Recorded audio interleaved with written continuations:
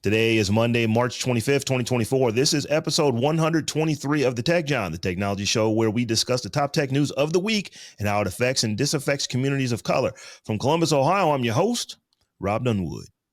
And coming out of Philly, it's your girl, Tech Life Steph. And out of Atlanta, this is Terrance Gaines, aka Brother Tech, aka jet lag. I'm still suffering from the effects of jet lag from my recent trip. Went over to the Middle East, which was 8 hours ahead. So I was up like 2:30, 3 o'clock in the morning, thinking like, oh, okay, I'm nice. And then in the mornings, it was tough to get out of bed no earlier than 1 o'clock. So we missed the breakfast, we missed the lunch. So we had to hurry up and rush and Missed throw clothes on and run out and kind of hit these sites. But I thought I could get over jet lag. I thought when people talk about jet lag, I was like, that ain't no big thing. Just don't go to sleep on the airplane over there. And I tried that, didn't work. Knocked out like a light. And I always thought that was the thing, like sleep on the airplane so you can, I guess depending on what time you land, you Right. can hit the ground running kind of deal. Right. So I left last Thursday night at like from Atlanta at like 9, 10 o'clock. So at night. So my Mhm. plan was stay up all night, as much as I could on the plane, get there at like 1 because it's a time difference. So by the time I got there, it was like 1 o'clock AM their time. So I figured, great. If I just stay awake the whole plane Right. ride, You'll be ready to soon go as to I get sleep there, I when you get there. crash, Yeah. and then I wake up, it's 8 o'clock in the morning, I'm all good. Got on the plane, went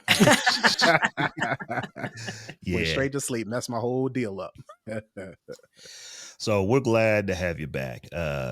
Steph and I held it down last week though, but we glad to have you back, particularly because there is a whole bunch of Apple stuff that we want to dig into this week, and I want to just get your take on all the stuff that's happening with the DOJ and all that kind of stuff. But before we get there, I do want to let everybody know that if you would like to support the Tech Jawn, you can do so by becoming a patron over at patreon.com/the Tech Jawn. That is the Tech JAWN. We've got multiple tiers over there, any one of which gets you access to our ad-free RSS and our live stream that we're doing right now, and also our after party. So we hang out about a half hour after the show and just talk about whatever. So once again, if you'd like to support the show, you can do so by heading over to patreon.com/the Tech Jawn. So with that, Terrance, as I was saying, that the DOJ and I believe 15, 16 states, they're accusing Apple of monopolizing the smartphone market in a what most people are saying, not most people, most publications are saying a landmark antitrust lawsuit. That's how the Wall Street Journal put it. But essentially, this is, I believe, the third time in like the last 14 years that the Department of Justice has had some issues with Apple. But this is the first time that they've gone full antitrust and that you are doing anti-business stuff by monopolizing what you do with iOS and how you run your, how you run your store, how you actually don't allow any other platform to use SMS. There's a whole bunch of things and a whole lot of articles that we're going to dig into. But I just wanted to get your take right off the bat. Does the United States Department of Justice, do they have a case here? Well, I mean, if you sue anybody, you do have a case. Are they going to win it? I mean, it's possible because if you've got this much support, allegedly, this much support and this much backing, you got the Department of Justice, you got, pretty sure you got other lawmakers trying to get a win. We got election season rolling around. So they're like, okay, let's make it look like we're making some moves. I mean, it has some juice, but it'd be curious to see what Apple's response is, particularly as how much money Apple brings in as far as the market share, as far as those things are concerned, as it compares to Apple's relationship with China. You know, I think my guess is Apple has a better relationship with China than the United States does. So that may take into effect as far as how far this goes, as far as Apple's pushback, as far as jobs, as far as all kinds of things that Apple can do to kind of move their money around. They may move their money offshore. They may, as a result of this, if Apple wants to be petty, they can relocate, their home base or whatever the case may be. So it's a lot of things Apple can do. But the initial question, do they have a case? I mean, it's the United Justice Department. Apple's always been on the hot seat as far as how they, do their business, as far as letting third party developers as it relates to how how they operate as far as whether or not they are being restrictive or not. So, I mean, it's popular, so it'll have some juice. I mean, that's the only thing I can say. I don't think it's gonna like I just don't think that lawmakers have enough of a technical understanding of what is happening at Mhm. Apple. There were a couple things between the article, and there was a video sort of linked to the article where Merrick Garland was actually speaking and sort of giving the debrief about the suit and talking, and he was making some errors. I mean, in one in particular where he said he was talking about the 30% tax on the App Store, all apps, Mhm. 30% commission, excuse me, that all apps have to pay in the App Store. And he was like, companies of all sizes. He had so much gravity in his voice, and companies of all sizes have to pay this 30%. And That's not not all true. companies do have to pay 30%. Just So just it the was big just like, ones. so Yeah. there was that. And then in the article referenced WeChat, and the fact that Apple was somehow restricting WeChat or the features of WeChat in some way, which also was another, and they're not doing that either. So it was just like, is this just a lack of understanding that Apple will be able to exploit in court once they have real experts, laying out what they do and do not do, and already there are a couple things they could already counter in what Merrick Garland actually said was in the suit, and what was part of the reason they were suing Apple. There's already a couple things they can counter because the information is just not factually correct. So I don't know. I don't know if it's just a matter of them not having that technical understanding, or if they just have it out for Apple and the other FANG companies. So this is not, Apple specific. They've sued Google and Amazon, and I think one other company as well, Meta probably. So they're suing big tech. They're going after big tech, however they can get it. But it just, I don't see this. I don't see much happening here. I think all of those companies have way too many lobbying dollars to spend to get this buried. And I just think, again, more theater, more performative, work from our government to make it seem like they're being tough on something. Yeah, and so I'm reading a story from 9 to 5 Mac, and the lawsuit that the DOJ brought up mentions social stigma. It doesn't necessarily, and this is just one of the parts of it. Let me read this. Mm. It says, this is a quote from the lawsuit. Many non iPhone users also experience social stigma, exclusion, and blame for breaking chats where other participants use iPhones, the suit reads. It And so goes on you're to, suing somebody for a green bubble, and that's what I was going versus to say. It blue? Like, goes are you on, serious? right. It goes on to note that particularly powerful certain demographics, like teenagers, who the Wall Street Journal reported 2 years ago, dread the ostracism that comes with having an Bruh, Android iPhone. bruh. If y'all trying to sue because That's people not, feel yeah, Yeah. that's not going to So fly a whole lawsuit because right, the green bubble makes me feel bad. Like, so come on, right. man. I'm listening to folks who say, you know what, Apple should be concerned, not overly concerned, but they should be concerned.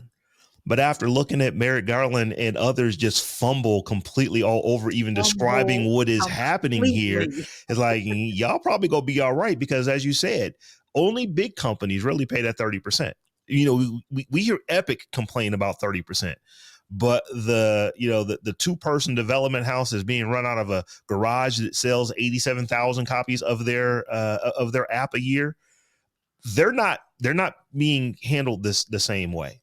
And then this was a point that someone made. So you mean to tell me that if you get your driver's license, but you can't afford a Ferrari, even though there are kids at your school whose parents can, should Ferrari Now not be that's able to sell Ferrari's fault. Ferraris because you feel some kind of way because you driving a Volvo?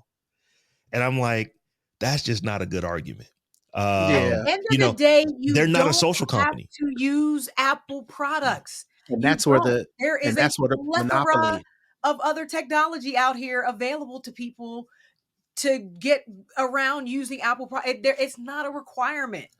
Yeah. Right. And it'd be a one thing for the monopoly argument if not being able to use an iPhone stopped you from doing something, anything. Anything. Not using an Name one iPhone doesn't thing. stop you from doing anything, Now, how Apple works with people, you can make that argument, but again, that's not necessarily a Apple refusing or excluding or stopping or preventing a company, a person, a consumer, an enterprise does not make them unable to do a task, process, whatever the case may be.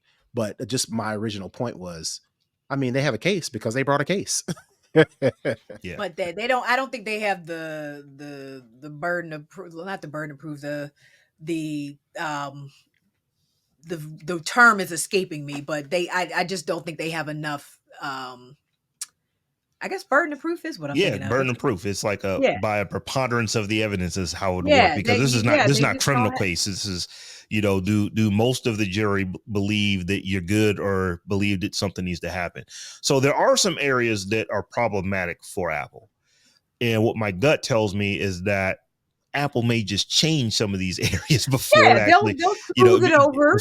before it gets to this point. So Right. for example, one area is that, well, yeah, you do stifle innovation if you simply will not allow anyone to use, like in the United States, there is no third party tap to pay app. You cannot put another application. You can't put a Google Wallet on your iPhone and use it to tap to pay. You can't put the Visa app on your iPhone and use it to tap to pay because Apple is actively saying, no, we're only going to allow this for our platform. That's one area to where, yeah, Right. But maybe. even in that argument, those companies that you mentioned Visa, you mentioned maybe Google, maybe Android. Yes, you have a case there. But Visa, Discover, MasterCard, American Express, you can use your credit card themselves to tap to pay. So again, the argument is Apple not allowing Visa, Discover, Mastercard, American Express to put tap to pay on their phone, stopping people from using tap to pay? Is the answer yes? Then you got a case. If the answer is no, and I could just whip out my card and put it on there and do the same process, maybe a little bit faster because I ain't got to use my face, I ain't got to use my thumb, I ain't got to put in no code. I just use my card itself, put it on there, it taps.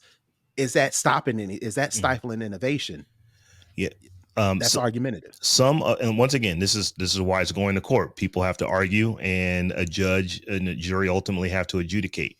But what some folks are saying, like, here's another area where Apple could see this is kind of on a I line. can They I look a can lot see like Microsoft in some of the ways that they do things. And there was a video that is going around that just took a look at the video and some of the things they were talking about, how back in the day when Microsoft just very, very finely controlled what you can install on Windows-based operating systems. And as soon as they lost that antitrust case, and then iTunes was basically able to run on PCs, iTunes just kind of took over. So yes, it's like, the question, that was raised by this is that because Microsoft was doing the things the way that they were and just not allowing innovation on that platform, you literally stymied what is now the biggest company on earth from becoming so. So could you kind of make some parallels with that, by only allowing apps to come through your store, by only by having this 30% vig on them, to where it's just not cost effective for developers to build for other platforms? Is that kind of antitrust? I don't know the answers to these. I'm not calling it one way or the other, but these are the arguments that are being made. And maybe if the state can actually more eloquently argue their arguments without actually making mistakes in their own right briefs, that part. like I said, I don't know that Apple's going to flat out lose this, but it might be a thing of where, okay, yeah, we're going to, like they've already said, they're going to put RCS on Yeah, the they're gonna have iPhone. to make some concessions. Yeah. They're And absolutely So, gonna have to make some concessions, but and but even I don't think they're gonna quote unquote lose this case necessarily. I think they'll concede the things that they probably were already looking to do anyway, and the rest of it, I mean, Apple's gonna keep being Apple. I don't understand. It's just like Um, the messaging thing, though, it is really interesting how, I am an Android user. I would say that my primary messaging app is WhatsApp. Just because I've been using it for years. I have hundreds of contacts that's how we would communicate, just because I used to have teams, when I was working in corporate, that actually were based in the UK. And that's actually, I shouldn't even say the UK, they were just based in Europe. And that is just how communication happens there. And that never really, it was never really a thing here, because we always had free SMS with whatever. And then Right. iMessage came out, and it's just like, oh, this is just way better. Let's just use it. But now there's WhatsApp, there's even, There like, are if you want to get in the options. Facebook world, there's Messenger, there's Telegram, there's Signal, there's all these other applications. The one thing is the fact that those other applications can't run SMS on iPhone. Or any iOS device. They can only run their platform. They can't run the standards. Once again, I don't know that that's going to be the thing that would tank Apple, because that's something that Apple can very easily change to where, okay, yeah, we're going to allow that. But Well, you and then the still, fact that he used the Tim Cook's little joke about, buying your mom an iPhone, Mhm. like that's not uh it I guess Not it is helping. admissible in court, but Right. is that strong enough evidence to show um you know an antitrust type of situation? Like I just feel like the cases, like, they actually could be making a case, but they just haven't. And I yeah, don't know if it again goes back to their lack of a true technical understanding of what Apple does and is doing and is not doing, or if this was just a rush to do in an election year and we got to get something out that looks strong and tough on big tech. But it's just like, if you really were a little more thoughtful and your people actually understood what was happening in the space, you might actually have a case. But you out here, like, using green bubbles as justification to so to so sue a whole so so, so company, like, here, that's here crazy. here's the thing about the green bubble, because I do agree with this. So the green bubble, that actually goes against Apple. I think we talked about this before when you was bullying me about me having green bubbles and messing up our That group was chat all the time. I'm never gonna let that, as long as we do this show, I'm gonna refer back to that every time I can. But that actually goes against Apple's own design ethos. So they do, what they say, that putting this green color and then having a white font on top of it, it's hard to read. Apple knows this, therefore they don't allow that type of font and color on top of green to exist anywhere on the iPhone, with the exception for iPhone users that are not signed up to use iMessage and are just using SMS. That's the only place on there that it does that. So that's where you're going to get folks saying, "Oh, Apple, this is kind of anti-competitive." Okay, we'll just change that. It's just like, we're going to change the color of the font. Still ain't gonna get them, well, I guess now if they're using the RCS, you will get the read receipts and this and that and the other. But folks are thinking that, oh, they'll just start working with Google. And it's like, you clearly don't know Apple very well. Like, when they work No. with Google, it's because Google is giving them billions and billions of dollars to work with them. They're not trying to make anything any easier for Android users. And in a lot of ways, why should they? That's not our platform. You chose to go against the families, which is what some folks will say. So you get what you get when you're not using us. You We'll, get we'll what you see get. if any of this sticks and comes back on Apple. Yeah, I don't know. I Yeah, think it's ridiculous. yeah, I'm not But so sure. So this next story, y'all, this one kind of bothered me, even though I'm not a Glassdoor user. This story about Glassdoor. So for those who don't know, Glassdoor is an employment website, and one of the really cool things where they made their claim to fame is that they allowed users to anonymously leave reviews about individual companies that they were working for, about departments that they worked in for a particular company, even for specific managers that they worked for at a company. You could leave all this information anonymously. But a few years ago, they acquired a company called Fishbowl. Mhm. And Fishbowl's terms of service, which is, Fishbowl is kind of like a LinkedIn type of network. Glassdoor acquired them, but Fishbowl absolutely requires that you identify yourself when you're creating these accounts. So what So what Glassdoor did was they just changed their terms of service for everyone without even asking whether or not you were cool with it or not. And beyond that, they started, if they could find out who you were just adding your information to your account, regardless of whether you opted into this or not, from the Super jump. shady. And I don't know. That seems kind of sketchy to me. Tech Life Steph, I figured you would have a lot to say about this one, but I want to get your take on this. Yeah, super sketchy. It's funny. I don't know if you guys remember. I can't remember his name. I'm so sorry. I used to be like, damn, Steph, the boy we had on as a guest that was the founder of Inside Voices.io. I know you're talking about. I have to go get Ecal, I his. think Ecal. I don't know if that was his first name or his last name, but I know Ecal was in there somewhere.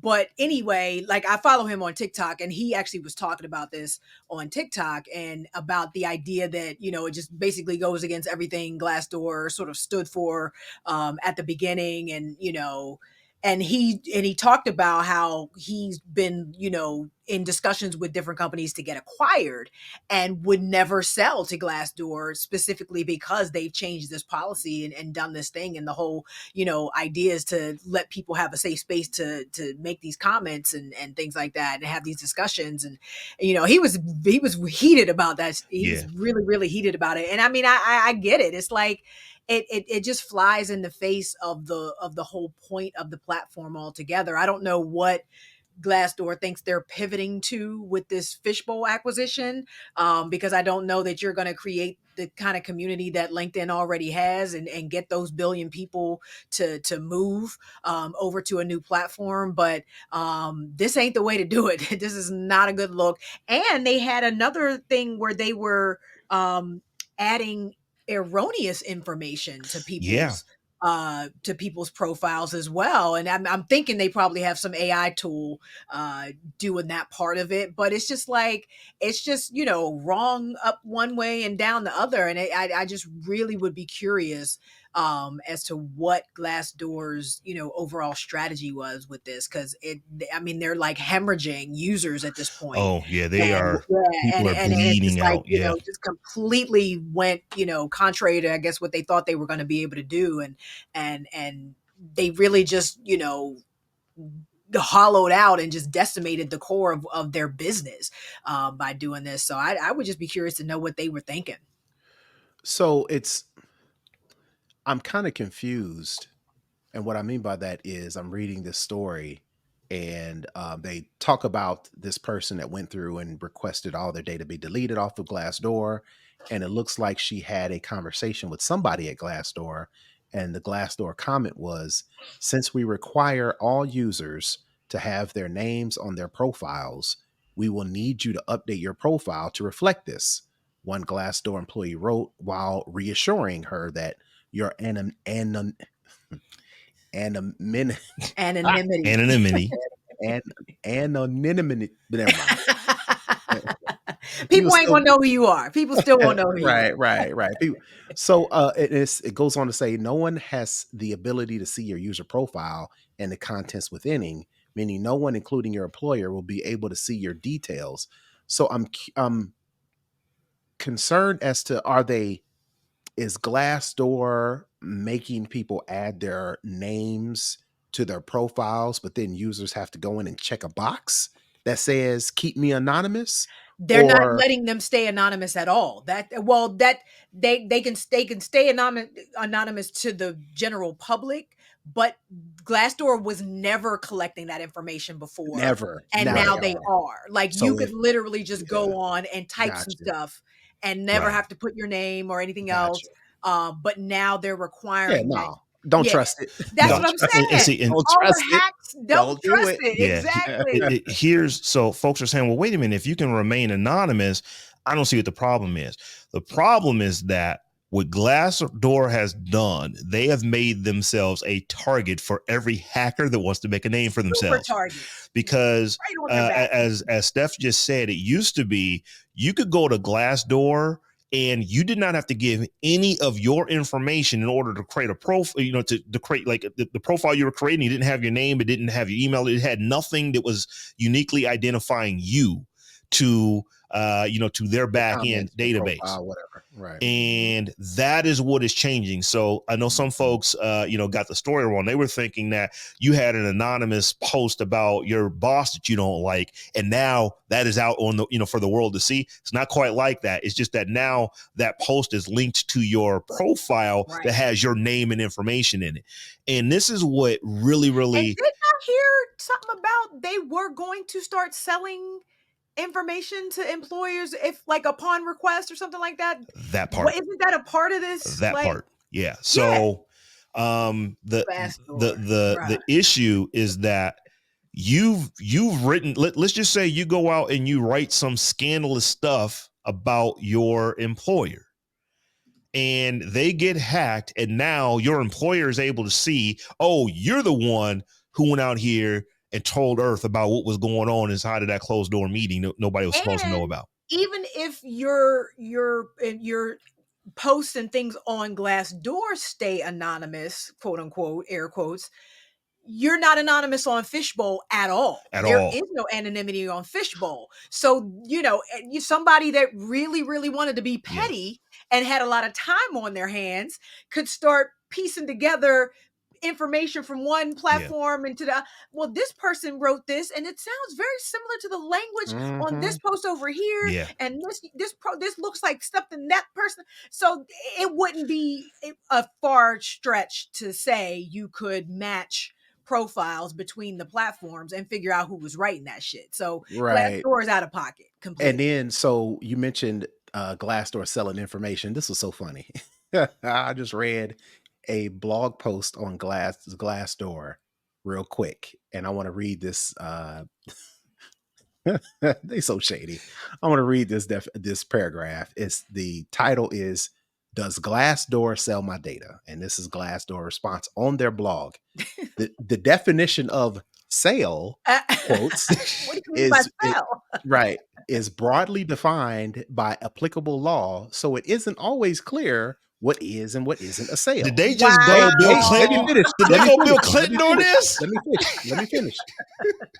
In the interest of providing our users with transparency into our data practices, we have chosen to offer the ability to opt out of our practice of what we generally view as data sharing, but which others may consider selling. So they said it depends on what your definition of is. Right. So, but here's the thing. It's even worse than this, because you can say, okay, I'm not down with that. Let me just go ahead and I'm going to delete my account before y'all do this. Well, no, because, and I'm sure not everyone, but many people who are listening have seen this before, where you can go to a website, and instead of having to type in your username and password for the website, you can just authenticate with your Facebook account, or you can authenticate with your Google account. You can authenticate with your Microsoft account. By the way, terrible idea, but it's something you can do. So what Glassdoor is doing, and this is why some of the information that they are automatically populating is wrong.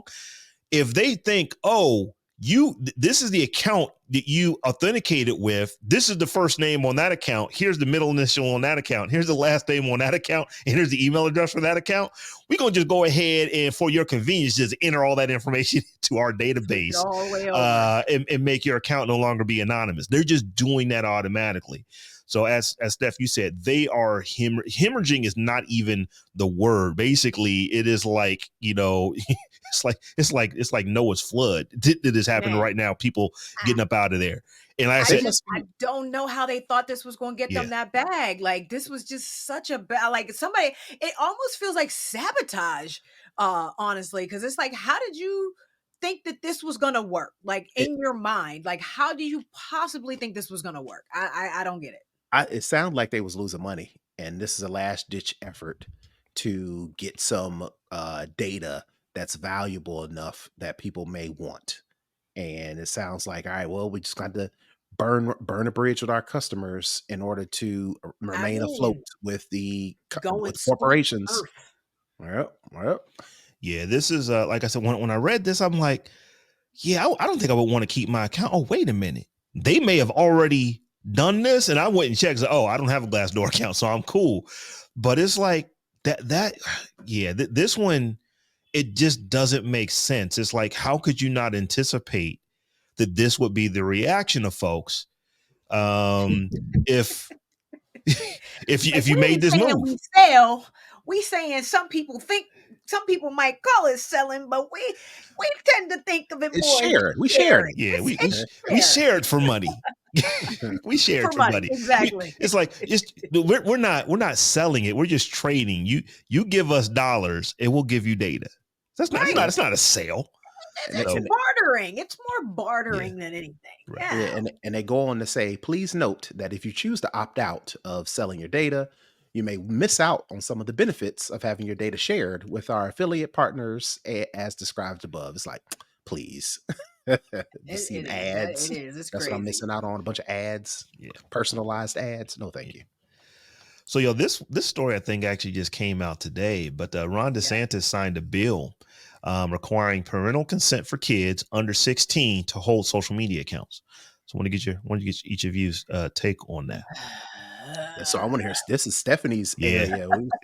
This is I'm a just weird, like, weird Stephanie, I'm about to thing. be busy this week. listen, as much as, I want the government to do something to help our young people, this ain't it. This is the same as the TikTok ban. It's a lot of hoopla, and it's not actually going to work. They're trying to, number one, Point of they're trying to, clarification: this is different because this is actually a law. He signed this it here, is. so this is how it is right now in Florida. Yeah, it goes into effect on January 1st, 2025. Mm. No one under the age of 13 in the state of Florida, it will be permitted to have a social media account. 14 and 15-year-olds will need to get parental consent to have social media accounts. And they're going to start fining, which I'm not sure how you're going to do this, because they're going to look at accounts on these platforms that look like they're from 13-year-olds, and they want those accounts deleted completely.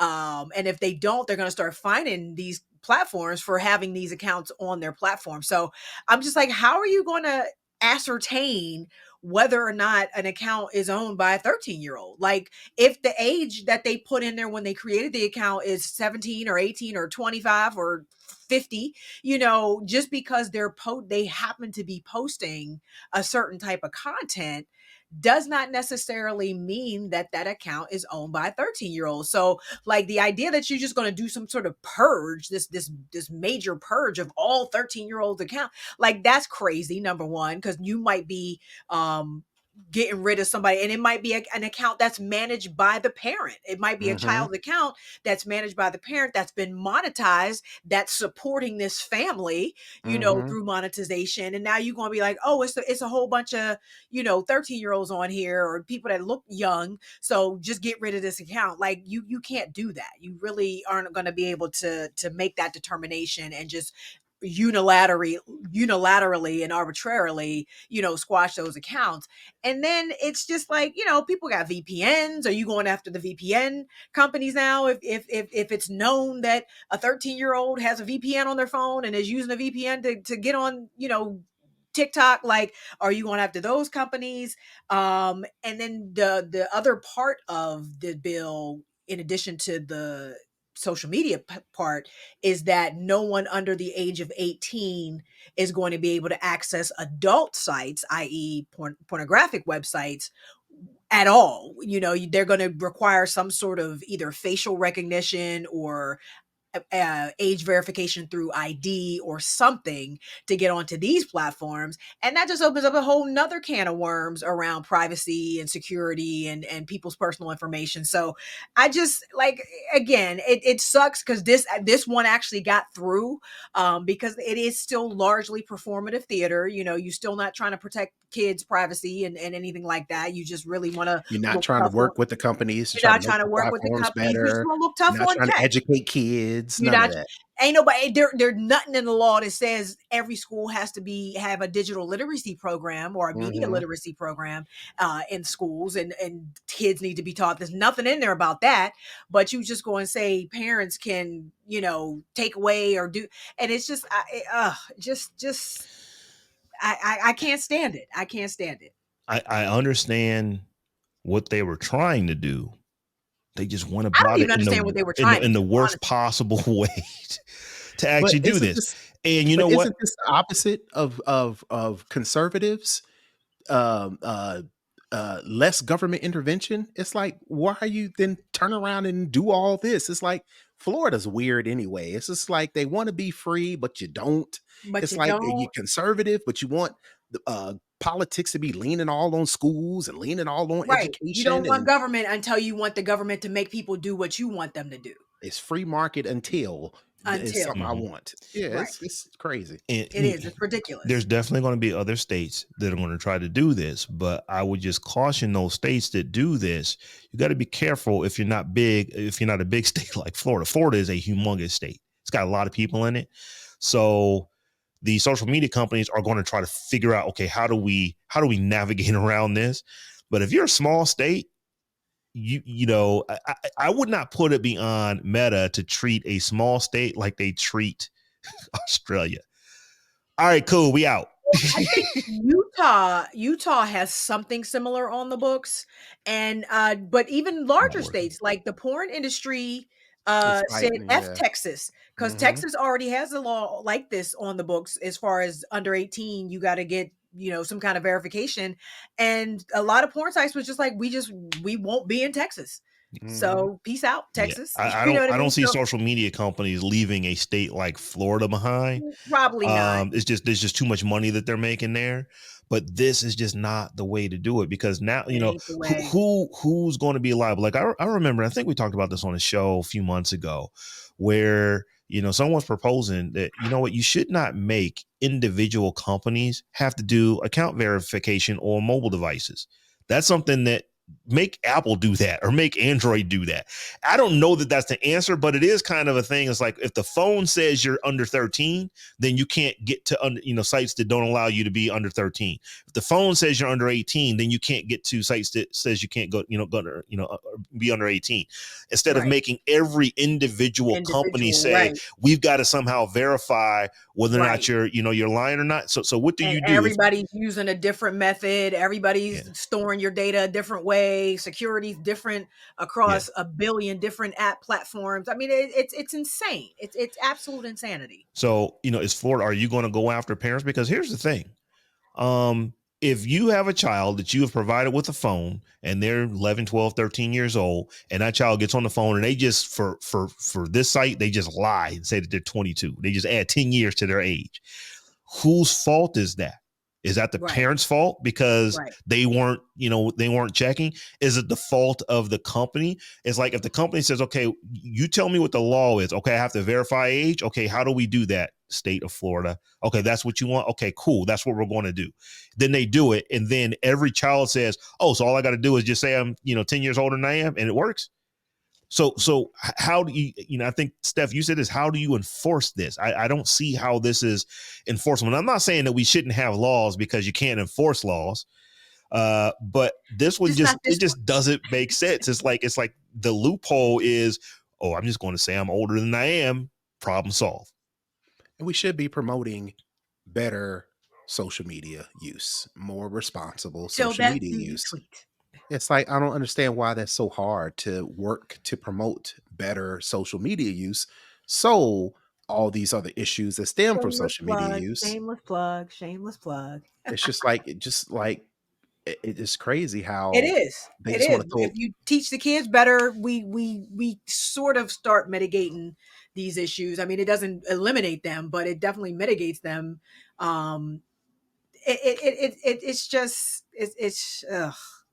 And then again, back to monetization. Like, if my 10-year-old went viral for something and now is bringing in $1,000 a week on TikTok, You best believe I'm letting him stay on that damn platform. Like, come on, like if they're enjoying what they're doing and and it's not interfering with their schoolwork, and we've There's established no what the malicious limit, material and yeah, what the screen time limits are and everything else. But they just have struck a niche that is allowing them to monetize their platform. That's college money right there. Like, who am I to say, oh, you're 12, you can't be on this platform, yet. So let's just shut this all down and wait a year and a half until you turn 14 to get back on here and start. Like, that's crazy. That's crazy. Yeah, I would imagine that there's probably going to be um, for an election coming up probably in the fall, where they're going to put some type of resolution on to where they can see if they can't get this to where it doesn't actually go into law. I can't imagine that not happening, because you really are in a way going to put let's just say that you somehow could make every child adhere to this in the state of Florida.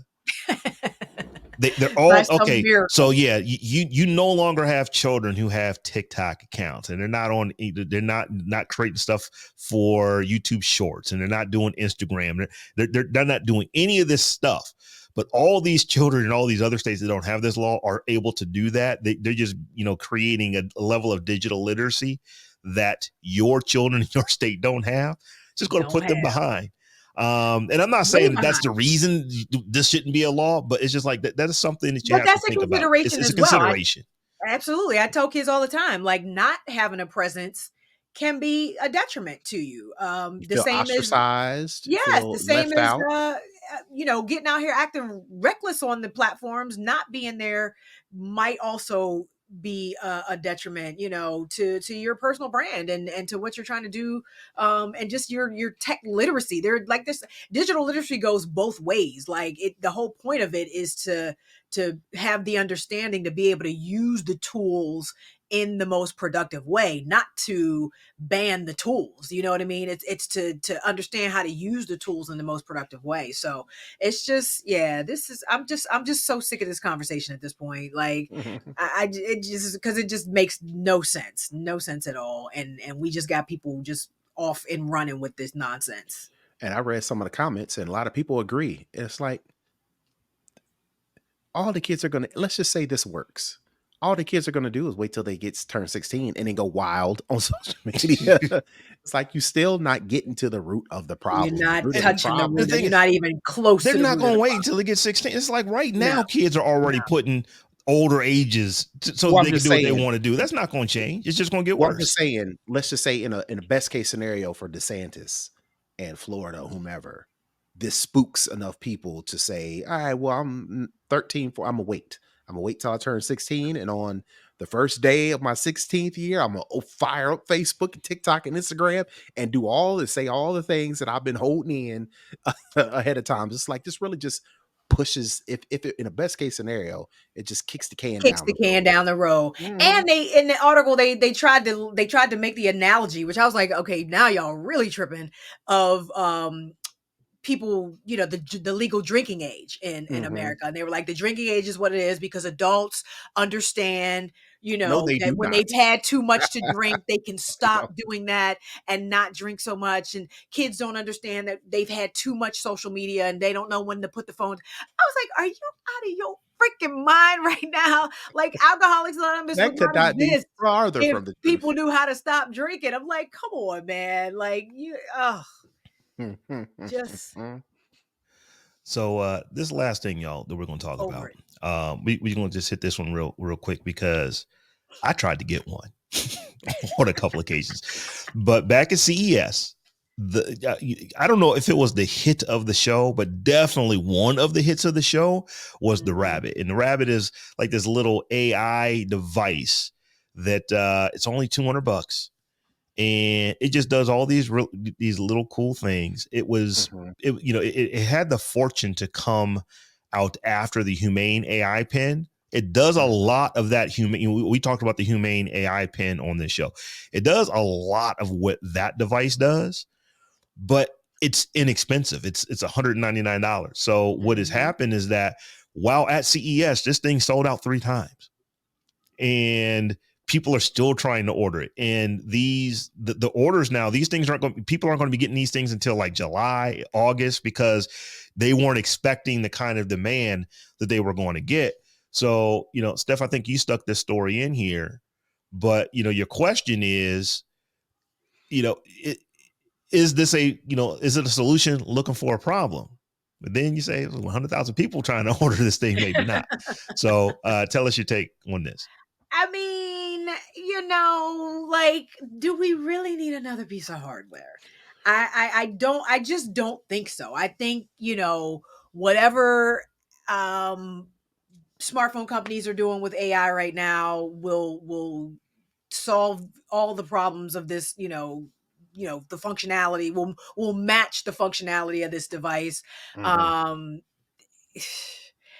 it, CES gets people all hyped, and the most talked about thing at CES, that's always a good little title to have or whatever. But I just think this is a solution looking for a problem, because I don't see what it does even now that I can't do with my smartphone beyond wear it on my chest and have it closer and more. So I mean, I know there's like the sort of the camera thing that kind of looks at stuff as you're looking at stuff, and Mhm. I can get the Meta Ray-Bans for that, Mhm. and not have this thing on my chest. But I just don't see it. I'm like, it's just one more thing. Yeah. So the idea of this rabbit thing, and I read into it a little bit, and basically what you do is you kind of walk it through. I don't want to say programming because that I don't want to give people the impression that you have to program this thing, but it's almost like you walk it through steps that you would normally do. Let's use Uber for example. On my phone, if I want to hail a Uber, I got to take out my phone. I have to unlock my phone. I have to search for, or however you find the Uber app. You got to open the Uber app. You got to tell it where you are. You got to tell it where you're going. You have to select what kind of ride you want, whether it be Uber X to Uber luxury, whatever the range is. And then once you do all those steps, you got to make sure you got the payment step right, whatever the case may be. Once you do all that, then you finally hit the Uber, somebody accepts your ride and it comes picks you up. The idea with this rabbit thing is you walk it through that complete step like one time, and then every time after that, all you got to do is either talk to it. I think you talk to it and You can talk to it, yeah. you say, "Give me a ride," and this thing has a cellular connectivity, so it knows where you are, and then it does everything else. You don't have to open the app. You don't have to go through all those steps. So you do that with a lot of different websites, but it it it hangs on you knowing yourself enough to be able to take the time to walk it through all of these steps, from getting an Uber to buying some groceries to getting movie tickets to getting airplane tickets or reserving a hotel. You have to like be forward thinking enough as a person, as a consumer, to have the time to walk you through this process. And I don't know what the process is because I didn't look that far into it. But the idea is once you get this thing set up, all you got to do is say, get me movie tickets or get me an Uber or get me a ticket to Mexico. And based on how you set it up, it does all that steps for you. So again, it's just kind of shortening But steps. But you like went you and mentioned, AI is coming. And once Apple figures that out, once Google and Samsung figure that out, they gonna do that for you, and they already got your name, they already got your age, they already got your payment payment information, information, everything. they already got your location, they already know you. Versus you got to teach this thing you. Versus I've had an iPhone, I've had an Apple account for what better part of 20 years already, almost, and it knows me already. So I don't have to, like you said, get this new thing to learn me when these things I already know me. So you were going to get one, Rob, So right? Or here's you on the wait list? I want to tell you. So I didn't get on a wait list, and I'm not going to get on a wait list and have to wait months and months and months and months to try to get something. You want it now. But here is where I see these things going. Everyone right now is in a race for the next form factor. What comes after the cell phone, for that device that's always connected, that can do these additional things. And I hearken back to when the Echoes came out, when the the Google, the Google things came out. I'm not going to say because I don't want mine to activate, but when they came out, and they, the ones that don't have screens on them, they're just like little hockey pucks with speakers. And well, who's going to use this? You can't even see the information. But today, years later, I can't really imagine waking up and not asking that thing, what's the weather going to be like today? Or just in getting that kind of information. I see something similar with these type of devices. And I'll go back. I'm a Trekkie. I love Star Trek TNG. I think folks are looking for a device that they can, whether it be a ring, whether it be a watch, whether it be an actual brooch they wear on their, on their Star Trek looking uniform, and they hit that thing and they start asking a supercomputer questions, and it answers them for them, and it does things for them. I think that that's kind of what people are looking for. And Terrance, to your point, your phone may be the thing. When Apple figures it out, your iPhone or your Apple Watch may be the thing once Apple figures it out, or once Google figures it out, with the Pixel Watch and in their phone. But I think what's happening right now is that you have Humane doing with the AI pen, you have Rabbit doing with their device. We're just trying to figure out what this thing is going to be and be there first. And my gut tells me they probably want to get snapped up by a big company, where they get acqui-hired or outright acquired, to where you just bring their technology in and you start, doing this to where it's now mass produced. Because 100,000 orders, that's not, you add a zero to that just gets you to 1 million. You add another zero, that gets you to 10 million. People are going to start caring when you've got tens of millions of people, if not hundreds of millions of people, that are wanting to buy these things. And for me, it was, I am enough of a tech head to where I just like, oh, this is cool. $200 is dinner, a nice dinner out. That's not a decision where I've got to make a decision on spending that for some cool tech. $800 is. What type of connectivity though? Because So to Terrance's point, you said it's cellular, but who's paying for that? Because the whole thing about the Humane was that it was $800 plus $24 a month. Plus $24 a month. This connects to your cell phone. This, so you connect it to the phone. Okay. Yeah, this this just needs internet connectivity. You give it internet connectivity however you want to get it.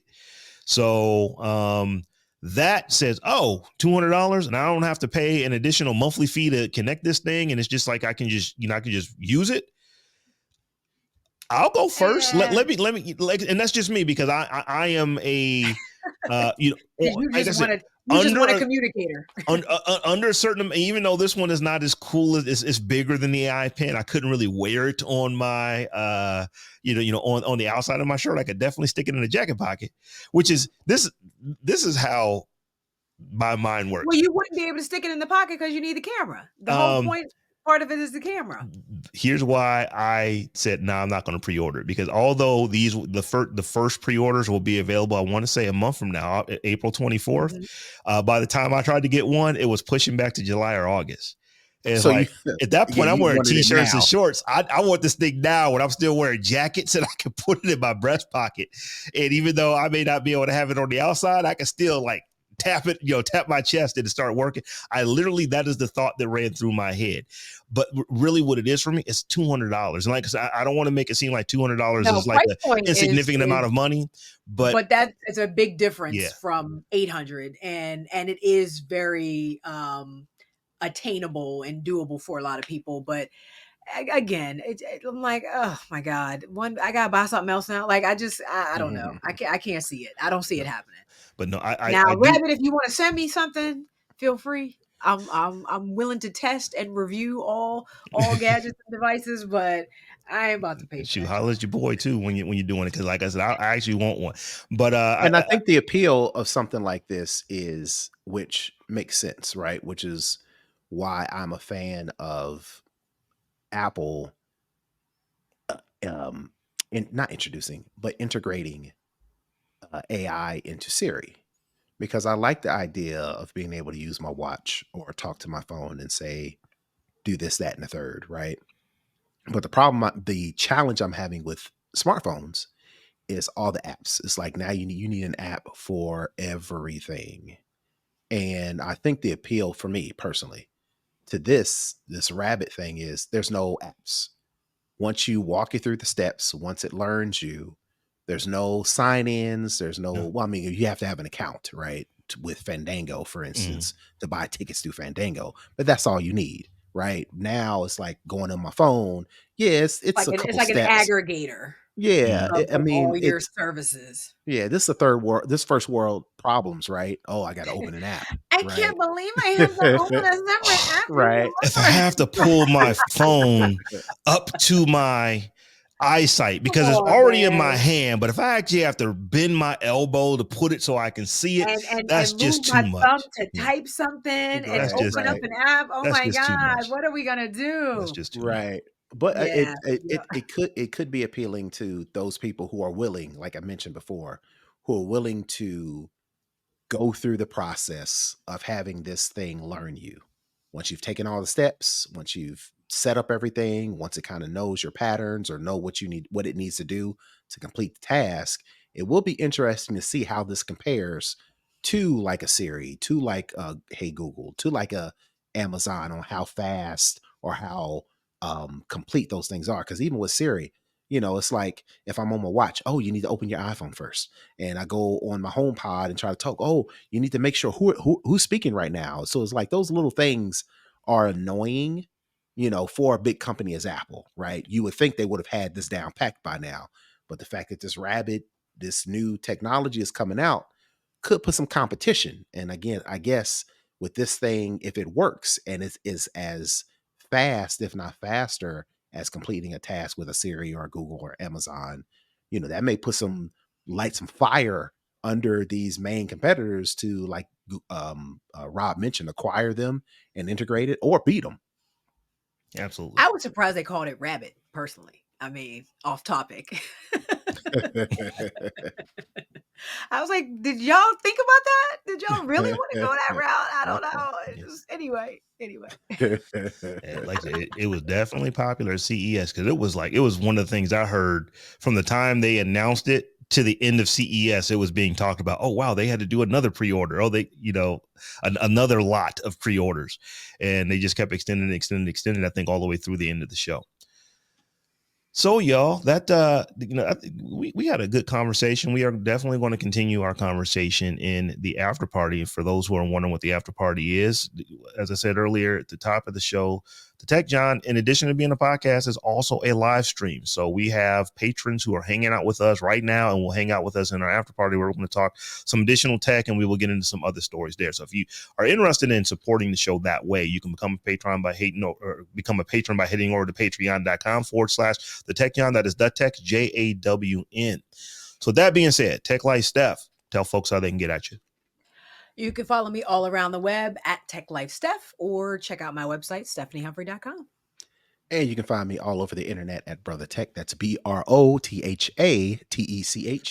And I am at Robb Dunewood on all the things. And we are also at the Tech Jawn on all the things. So come holler at us however you holler. Until we meet again in a week's time. Peace. Peace.